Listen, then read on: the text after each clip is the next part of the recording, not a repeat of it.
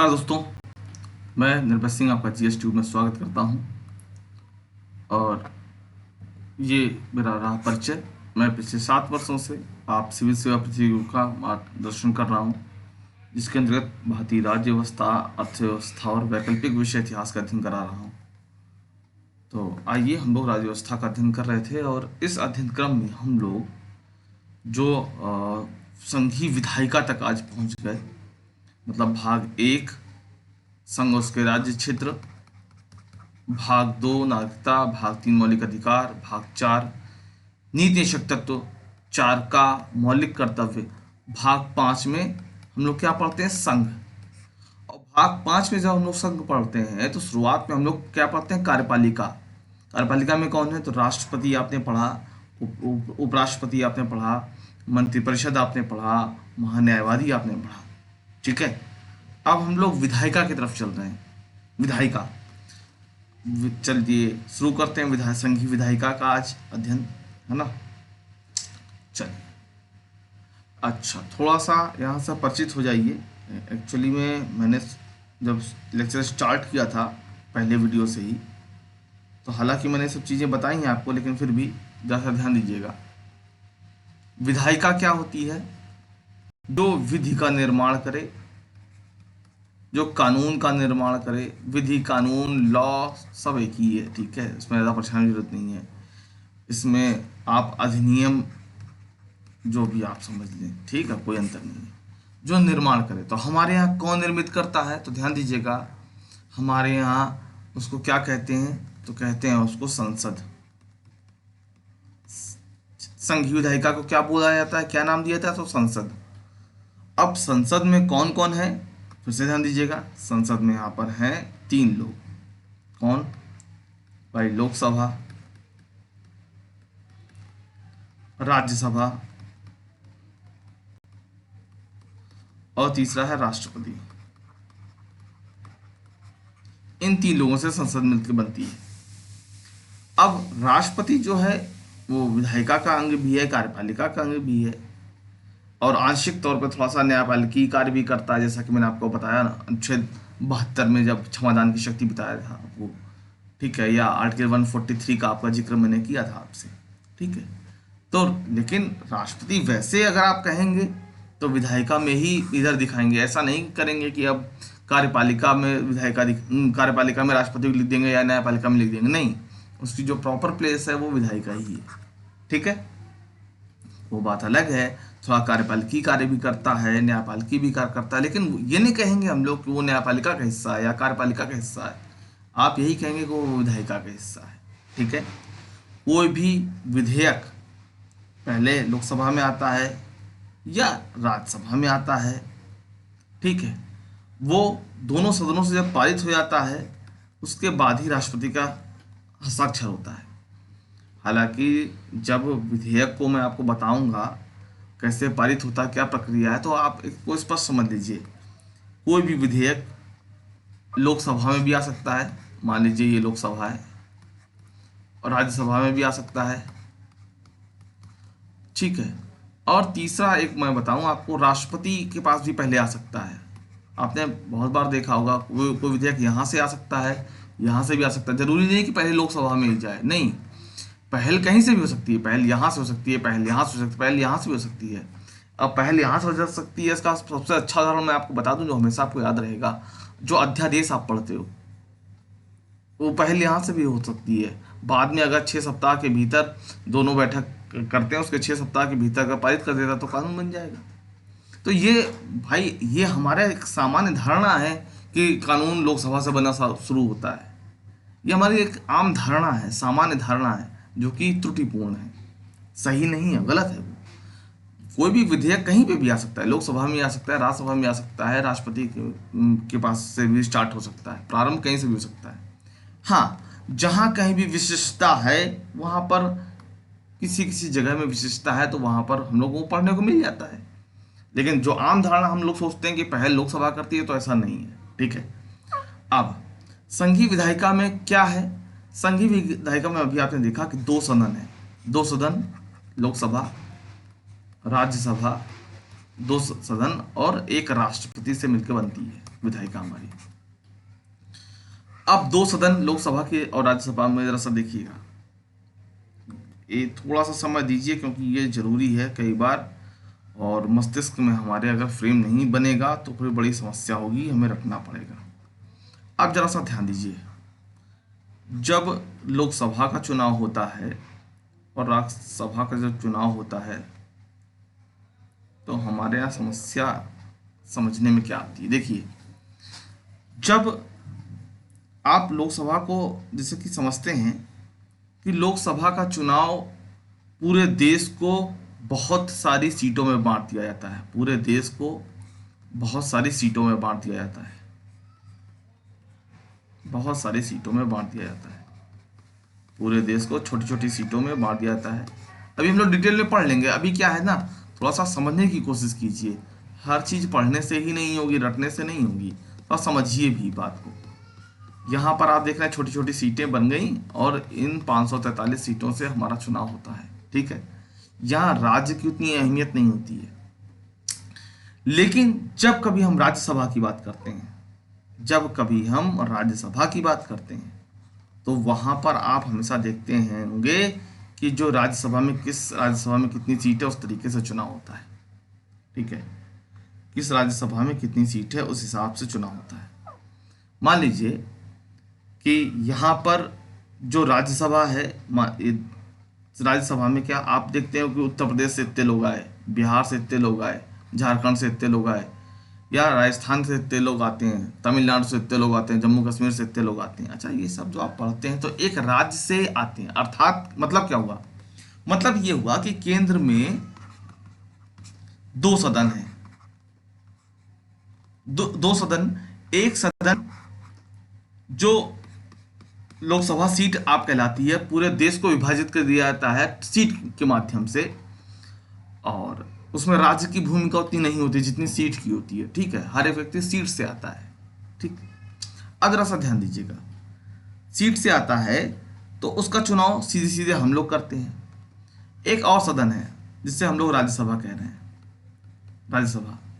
यहां पर कोई भी व्यक्ति अगर आता है तो वो किसी न किसी राज्य से आ रहा होता है, लोकसभा सीट से या राज्यसभा सीट से तो आता है, ठीक है, लेकिन वो अपने राज्य को रिप्रेजेंट कर रहा होता है।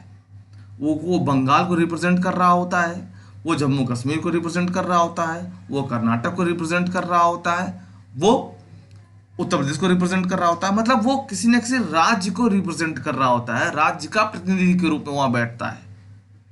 क्यों भाई? तो जरा समझिए इस बात को भी। कोई भी कानून दोनों सदन से पारित होता है और राष्ट्रपति के हस्ताक्षर हो गए राष्ट्रपति के तो कानून बन जाता है। कानून किसने बनाया? कानून बनाया देश ने, पूरे देश ने। कोई भी कानून बनाइए, लागू कहां होगा? पूरे भारत में ही तो लागू होगा। भाई दिल्ली ने कोई निर्णय लिया है, संसद ने कोई निर्णय लिया है तो पूरे देश पर प्रभाव पड़ेगा ना।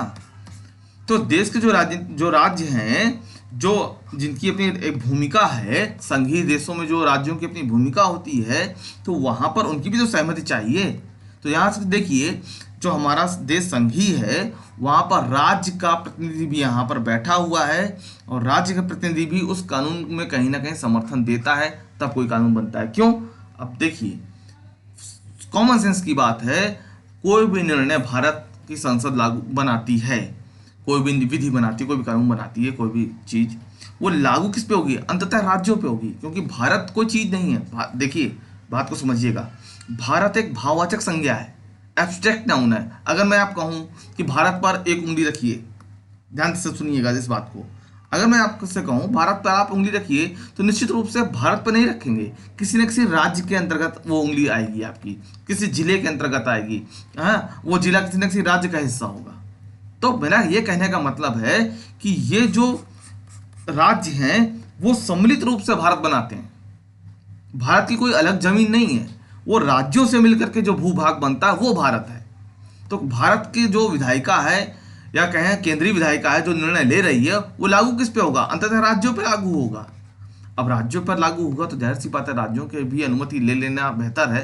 अर्थात राज्यसभा एक संघीय जो ढांचा है उसकी अनिवार्यता है राज्यसभा। ध्यान से सुन लीजिए इस बात को, क्योंकि आपसे यही इंटरव्यू में पूछ लिया जाता है कि राज्यसभा की क्या अहमियत है, और आप दाएं बाएं देखते रह जाते हैं कि क्या अहमियत है। क्यों? क्योंकि आपको अभी आगे पढ़ने को मिलेगा कि कानून में बहुत ज़्यादा फेरबदल करने की पावर नहीं है राज्यसभा के पास। जब आप जॉइंट सिटिंग पढ़ेंगे तो मैं आपको वहाँ पर क्लियर आउट कर दूंगा। लेकिन यहाँ समझिए तब भी रखा क्यों गया है। रखा इसीलिए गया है क्योंकि संघीय जो ढांचा है हमारा, उसका यह महत्वपूर्ण हिस्सा है। कोई भी कानून बन रहा है वो पूरे देश पर लागू होगा, पूरे राज्य पर लागू होगा। अतः राज्य के प्रतिनिधि सदन द्वारा भी उसे मान्यता मिल जाए, पारित करा दिया जाए तो बेहतर है। ठीक है, उम्मीद करता हूँ आप बात को समझ गए होंगे। नहीं समझे तो उसको दोबारा लिख लीजिएगा। ठीक है, मैं चलता हूँ वापस संविधायिका की तरफ। तो ये एक परिचय हो गया सामान्य सा। चलते हैं, पढ़ते हैं, राज्यसभा को समझने की कोशिश करते हैं हम लोग। राज्यसभा में प्रत्येक राज्य से कितने सदस्य होंगे, इसके लिए अमेरिका, ऑस्ट्रेलिया आदि में प्रचलित समान प्रतिनिधित्व के सिद्धांत को नहीं अपनाया गया है। ध्यान दीजिएगा, स्टेट पीसीएस में तो नहीं, लेकिन यूपीएससी में ये सवाल निश्चित तौर पर बन सकता है। हाँ, बल्कि राज्य विशेष की जनगणना को आधार बनाया गया है। इसमें क्या कहा जा रहा है, इस लाइन को जरा ध्यान से समझिएगा। अभी जब हम लोग बात कर रहे थे तो मैंने आपसे कहा कि हमारे जो राज्य हैं उनसे राज्यसभा के जो प्रतिनिधि आते हैं वो राज्यों से आते हैं, राज्य की विधानसभा से आते हैं, राज्य चुन करके उनको भेजता है। तो किस किस राज्य को कितनी सीट मिलेगी ये उसकी जनसंख्या पर निर्भर करता है। जैसे सबसे ज्यादा उत्तर प्रदेश के पास है 31 है। बहुत से स्टेट है जिनके पास सिर्फ एक ही सीट है। यहाँ पे 1 और 31 इतना बड़ा गैप है। क्यों? क्योंकि जनसंख्या में भी इतना बड़ा गैप है। जबकि अमेरिका ऑस्ट्रेलिया में क्या है, जितने राज्य हैं सबको 2 सीट। अमेरिका में तो यही है। वो जरूरी नहीं उसकी आबादी कितनी है, जरूरी नहीं उसका क्षेत्रफल कितना है ना, सबको इतना बड़ा राज्य हो तो, और इतना बड़ा राज्य हो तो, कहाँ गया भाई कर्सर, गायब हो गया एकदम से। रुकिएगा थोड़ा सा, क्या प्रॉब्लम आ गई। हाँ, तो जरूरी नहीं कि वो इतना छोटा राज्य हो, जरूरी नहीं वो बड़ा राज्य हो, वो कैसा भी हो, ये भी 2 भेजेगा, ये भी 2 भेजेगा। तो हमारे यहाँ ऐसा नहीं है। हमारे यहाँ जनगणना को आधार बनाया गया है, ना कि समान प्रतिनिधित्व को स्वीकारा गया कि छोटा वाला भी 2 भेजेगा, बड़ा वाला भी 2 भेजेगा। यहाँ 2 लोग रह रहे हैं तो भी 2 लोग आएंगे, यहाँ 2000 लोग रह रहे हैं तो भी 2 लोग आएंगे। इनका ये कॉन्सेप्ट है, किसका? अमेरिका ऑस्ट्रेलिया का। जबकि हमारा क्या है, हमारा जनगणना पे है भाई। जिसकी जनगणना, जिसकी जनसंख्या ज़्यादा होगी उसको ज़्यादा सीट मिलेगी, है ना। ये बात कही, प्रतिनिधित्व का मामला है ना ये। अब देखिए यहाँ पर जब मैं आपसे कह रहा हूँ कि यहाँ पर राज्यों को बराबर प्रतिनिधित्व मिला, तो समझ जाइए कि यहाँ पर भी राज्यों के प्रतिनिधि सदन, जिसको आप अमेरिका में आप सीनेट सुनते होंगे, सीनेट कहलाता है अमेरिका में। ठीक है, तो सभी राज्यों को 2-2 लोग भेजना होता है, सभी राज्यों को। हमारे यहाँ क्या है, यहाँ पर जनगणना का मामला है। ठीक, समान प्रतिनिधित्व का मामला नहीं है हमारे यहाँ। हमारे यहाँ जनगणना को आधार बनाया जाता है। ठीक, आगे तो अनुच्छेद 80 में राज्यसभा के गठन के बारे में, एक्चुअली में 79 में कहा गया है। हालांकि मैं उसको बोल चुका हूँ, बस अनुच्छेद 79 नहीं बोला था, बाकी मैं आपको बता चुका हूँ। 79 में कहा गया है कि राज्य की एक केंद्रीय विधायिका होगी जिसको संसद कहेंगे, और वो दो सदन, लोकसभा और राज्यसभा तथा राष्ट्रपति से मिलकर के बनेगी। ये है 79। मतलब 79 जो है वो संसद की बात करता है, जबकि 80 राज्यसभा की और 81 लोकसभा की। ठीक है, तो ये अनुच्छेद 22 मैंने आपको बता दिया। याद रखना चाहें तो याद रखें, बेहतर रहेगा, वरना कोई खास जरूरत नहीं आपको नहीं पड़ेगी। हाँ, आपके आत्मविश्वास को जरूर बढ़ा देता है ये सब चीज़ें अगर याद रहती हैं तो। ठीक है, तो अनुच्छेद 80 में राज्यसभा की बात की गई है, और 80 एक उपबंधित करता है कि राज्यसभा में अधिक से अधिक 250 सदस्य होंगे। मतलब मैक्सिमम जो लोग हो सकते हैं वो 250, जिसमें से 238 राज्यों से आएंगे, संघ शासित क्षेत्रों से आएंगे, जबकि 12 को मनोनीत किया जाएगा कला से, साहित्य से, विज्ञान से और समाज सेवा से, खेल जगत से। ठीक है, भाई कर्सर क्यों गायब हो जाता है भाई, थोड़ा सा रुकिएगा, प्रॉब्लम कर रहा है कुछ। हाँ आ गया। ये पॉइंट नहीं होता ना, पता नहीं चलता कर्सर कहाँ है। खेल जगत में मतलब कला साहित्य विज्ञान समाज सेवा खेल जगत, इसको याद रखने की आवश्यकता है, वरना इसी पे कुछ और जोड़ के आपसे सवाल अलग से पूछ लेगा। ठीक है, कला साहित्य विज्ञान समाज सेवा खेल जगत, आप हो सकता है प्रशासनिक क्षेत्र लिख दे या न्यायिक क्षेत्र लिख दे और आपसे सवाल कर ले, तो इसलिए थोड़ा सा इसको याद रखिएगा। देखिए क्वेश्चन कठिन ऐसे ही बनते हैं, कोई ऐसा नहीं कि कोई कठिनता कुछ अलग से होती है, कठिनता अलग से नहीं होती है। आप चीज़ों को किस गहराई से पढ़ रहे हैं उस पर डिपेंड करता है कि कठिनता का क्या होगा। ठीक है, तो 12 लोगों को जो किया है मनोनीत किया जाता है। और आप लोगों के लिए एक प्रश्न है, कमेंट बॉक्स में उत्तर दीजिएगा कि 12 जो लोगों को मनोनीत किया जाता है राष्ट्रपति द्वारा, ये हम लोगों ने किस देश के संविधान से लिया है। मतलब 12 लोगों को मनोनयन जो राष्ट्रपति करता है वो किस देश के संविधान से लिया गया है, कमेंट करके बताइएगा मुझे। वर्तमान में राज्यसभा के सदस्यों की संख्या 245 है, 245, जिसमें कि 233 संघ उसके राज्य क्षेत्र से आते हैं। मतलब 12 245 है, 12 तो कांस्टेंट है, वो तो मनोनीत होंगे।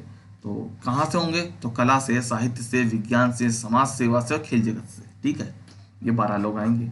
233 लोग कहाँ से आएंगे, तो वो संघ और उनके राज्य क्षेत्र से आएंगे, संघ और उसके राज्य क्षेत्र से।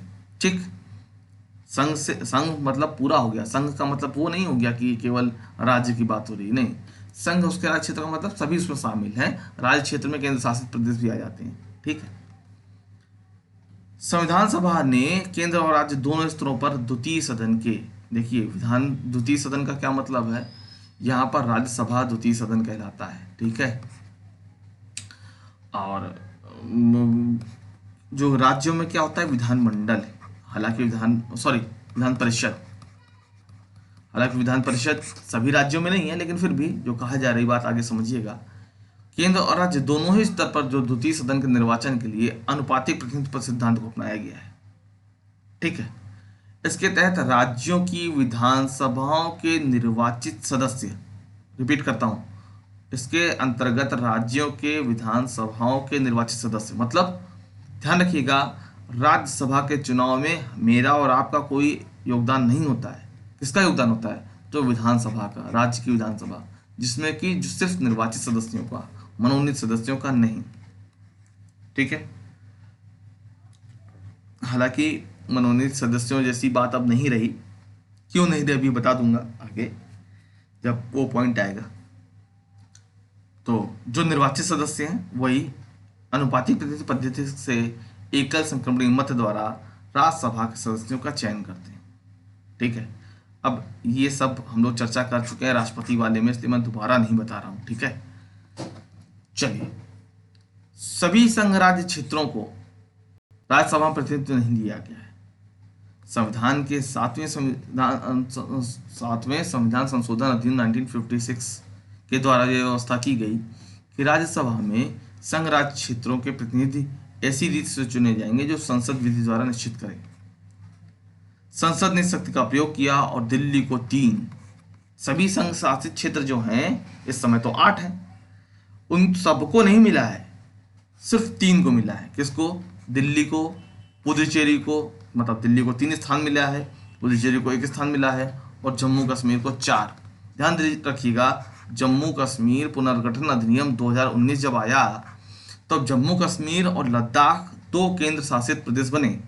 लद्दाख को के राज्यसभा में सीट नहीं दी गई है, जबकि जम्मू कश्मीर को 4 सीटें दी गई हैं। ठीक है, तो आज जो स्थिति है वो ये है कि 12 सदस्य तो मनोनीत किए जाएंगे। ठीक है, और 8, 4, 3, 7, 1, 8 ये आते हैं संघ शासित क्षेत्र से, संघ शासित क्षेत्र से,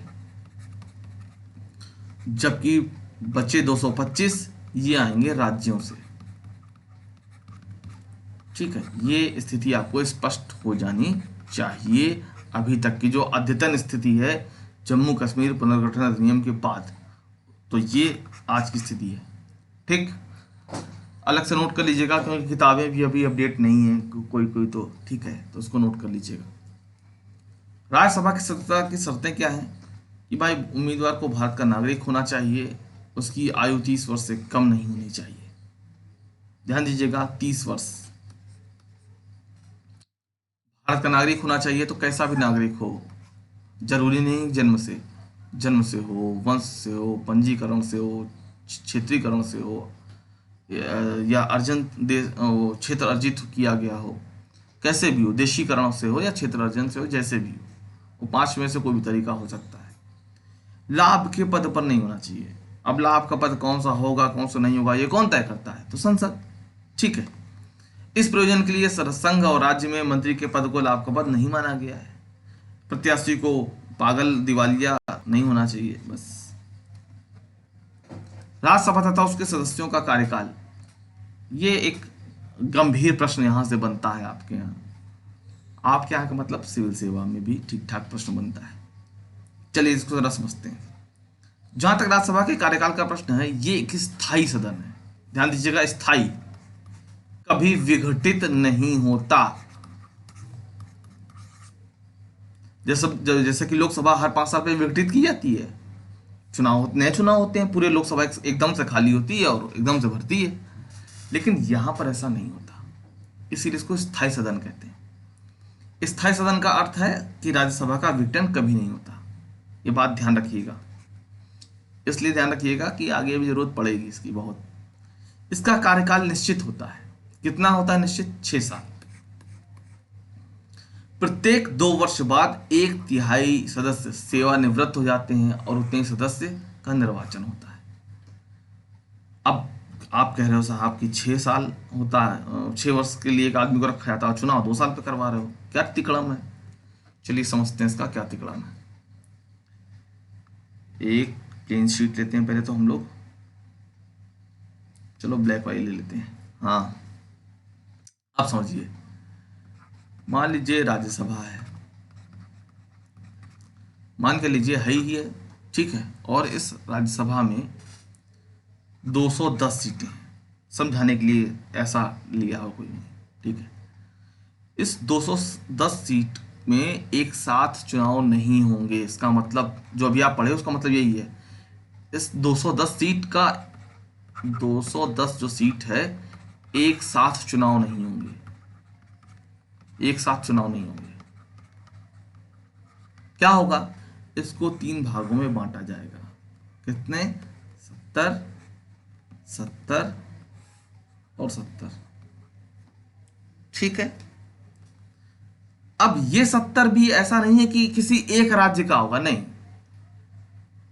अब आप कभी भी सुनते होंगे या पढ़ते होंगे पेपर अगर ध्यान से, तो ऐसा भी नहीं कि ये सीटें एक ही राज्य या 2 राज्य या 3 राज्य से होंगी, नहीं, ऐसा नहीं है। उसमें भी आप देखेंगे राज्यसभा की कुछ सीटें खाली होती हैं, तो कुछ 2-4 सीट गुजरात से, कभी 2-4 सीट उत्तर प्रदेश से या मध्य प्रदेश से, कर्नाटक से, पंजाब से, ऐसे होता है।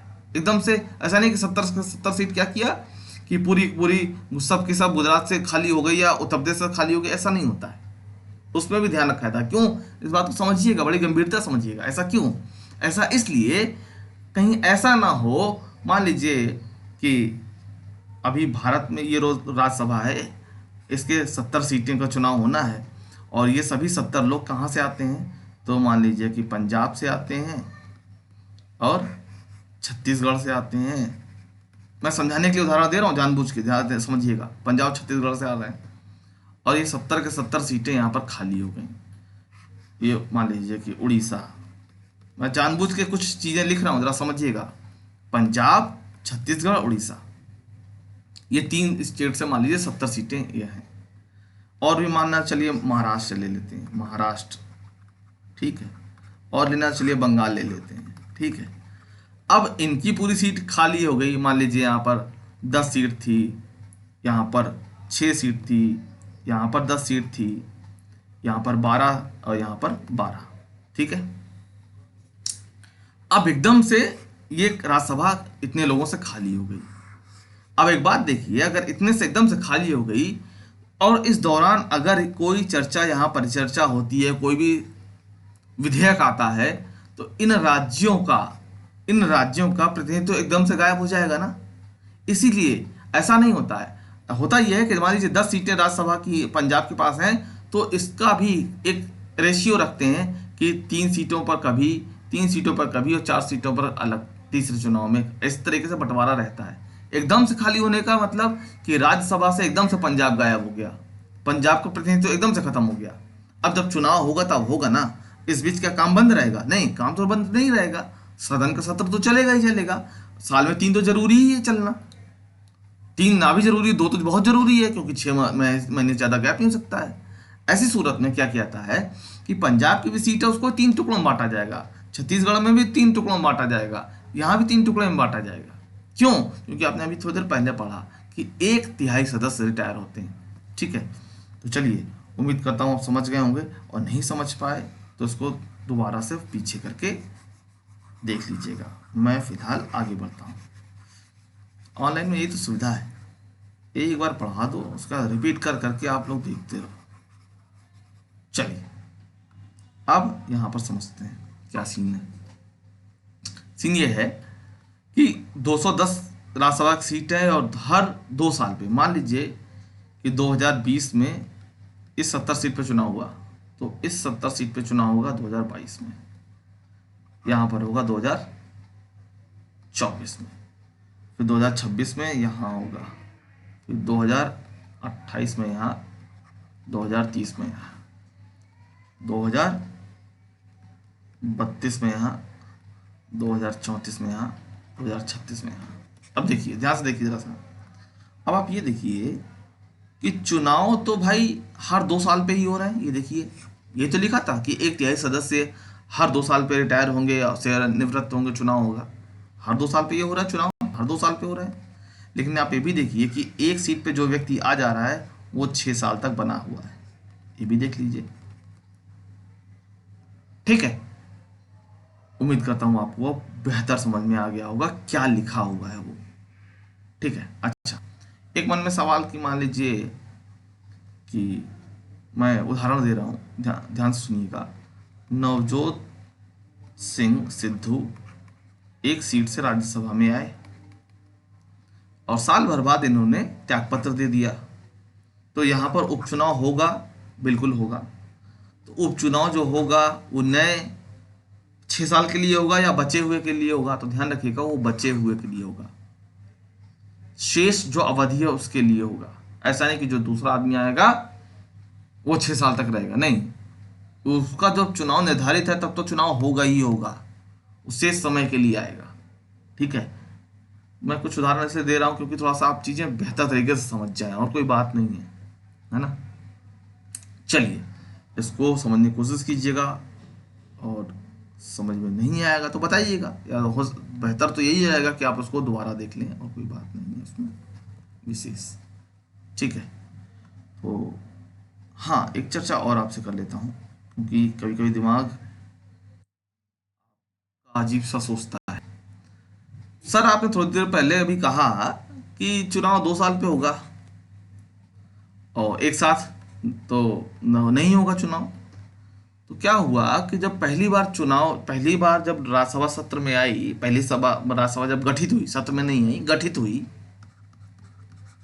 तो क्या 1/3 सीट ही चुनाव हुए, 1/3 सीट हुए, फिर 1/3 हुए, ऐसे करके हुआ, या सबको एक साथ जब भर लिया गया? सबको एक साथ, देखिए इस बात को थोड़ा समझिएगा गंभीरता से, क्योंकि ये दिमाग तब फंसता है जब आप थोड़ा सा ज्यादा पढ़ लेते हो। सबके साथ होता है, नॉर्मल बात है। अभी मैंने आपसे कहा कि हर 2 साल पे चुनाव होगा, 1/3 सीट के लिए होगा, इस तरीके से कार्यकाल जो होगा वो 6 साल का हो जाएगा। जब पहली बार गठित हुई राज्यसभा, तब क्या हुआ? क्या सभी सीटें एक साथ भरी गईं, या एक धीरे धीरे करके भरी गईं, 1/3 2 साल पे भरी गईं? क्या किया गया? अगर 1/3 भरी गईं तो क्या इन 2 साल में शेष राज्यों का प्रतिनिधित्व नहीं हुआ? क्या हुआ? क्या फिर ध्यान समझिएगा, अगर ये कहीं मन में बात आ जाती है, खैर, तो करेंगे आप ये, समझ लीजिए क्या हुआ कि जब पहले ही राज्यसभा गठन किया गया तो पूरी सीटें भरी गई, पूरी सीटें जितनी थी सब भरी गई कंप्लीट। और लॉटरी सिस्टम से हर 2 साल पे रिटायर किया गया। लॉटरी सिस्टम से भाई, अब जो भी किया हो, लॉटरी सिस्टम का मतलब कि पर्ची निकाली हो या कि जैसा भी किया हो, लेकिन जो किताब में लिखा मिलता है वो लॉटरी सिस्टम ही लिखा मिलता है। पर्ची उछाली गई हो, जिसका भी आ गया वो रिटायर, ऐसा कुछ हुआ होगा। ठीक है, तो लॉटरी सिस्टम से पहले पूरी पूरी सभी लोगों को भरा गया, जितनी सीट थी 225 मान लीजिए, 245 लिखा था, 245 मैं भी बोल देता हूँ, 245 लोगों को भरा गया। फिर 2 साल बाद क्या किया, 1/3 लोगों को सेवानिवृत्त करने के लिए लॉटरी सिस्टम का सहारा लिया गया और चुनाव कराए गए। ठीक है, तो ये पहली बार हुआ। काफ़ी लंबा वीडियो हो गया, लोकसभा को आज रहने देते हैं, काफ़ी लंबा हो जाएगा। ठीक है, तो राज्यसभा देखिए, लोकसभा हम लोग ले लेंगे अब कल। चैनल को सब्सक्राइब नहीं किया तो सब्सक्राइब कीजिए, वीडियो को लाइक कीजिए, दोस्तों के साथ शेयर कीजिए।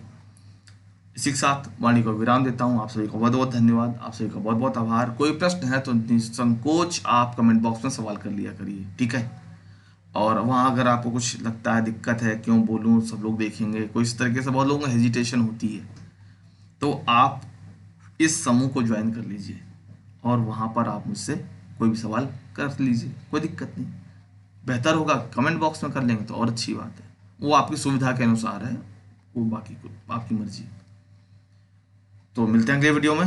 आप सभी का बहुत बहुत धन्यवाद, बहुत बहुत आभार।